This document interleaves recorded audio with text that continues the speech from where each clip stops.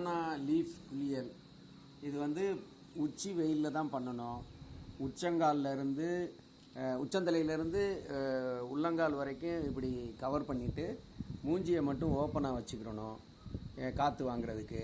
அதுக்கடுத்து தலைக்கு நல்ல துண்டை நனைச்சி தலையில் வச்சிடணும். ஏன்னா சூடு வந்து தலையில் ஏறக்கூடாது அப்படின்றதுக்காக நல்ல நனைஞ்ச தண்ணியில் நனைஞ்ச ஒரு துண்டு எடுத்து தலையில் கப்பி இது போர்த்திக்கிடணும். அதுக்கடுத்து ஒரு 1/2 hour நீங்கள் அப்படியே இந்த இலைக்குள்ளேயே இருக்கணும். அப்படி நீங்கள் இருந்தீங்கன்னா உங்கள் பாடியில் இருக்க அந்த ஸ்கின்னில் இருக்க ஓட்டைகள் மூலமாக எல்லா வியர்வையும் வந்துடும் வெளியே. அது வியர்வையோடு சேர்ந்து உங்களுடைய நச்சு பொருள், அந்த ஸ்கின்னில் இருக்க நச்சு பொருளும் வெளியே வந்துடும்.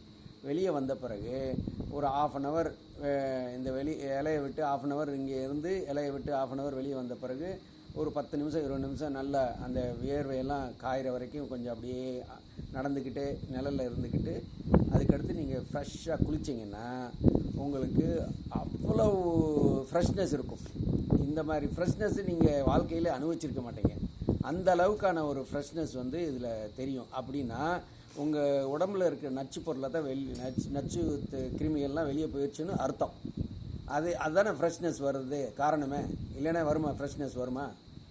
ஸோ இந்த இது வந்து விக்ரம் ஹாஸ்பிட்டலோட சேர்ந்த ayurvedic plus yoga plus nature cure எல்லாம் சேர்ந்த ஒரு செட்டப் இங்கே இருக்குது. அந்த செட்டப்புக்கு நீங்கள் வந்தீங்கன்னா மதுரையிலேருந்து ஒரு 25 kilometers 30 kilometers தான் நத்தம் போகிற வழியில் அருமையான ஒரு 30 ஏக்கர் பரப்பளவில் அவங்க மரம் செடி கொடி எல்லாம் வச்சுருக்காங்க. இயற்கையான இடம், கல்லுக்கு பில்டிங் தான். குளிர் தான் அடிக்கும். எவ்வளோ வெளியில் அடித்தாலும் உள்ள ரூமுக்குள்ளே குளிர் தான் அடிக்கும். அவ்வளோ அருமையான கன்ஸ்ட்ரக்ஷன். ஸோ நீங்கள் வந்து ஸ்டே பண்ணி என்ஜாய் பண்ணலாம். தேங்க்யூ.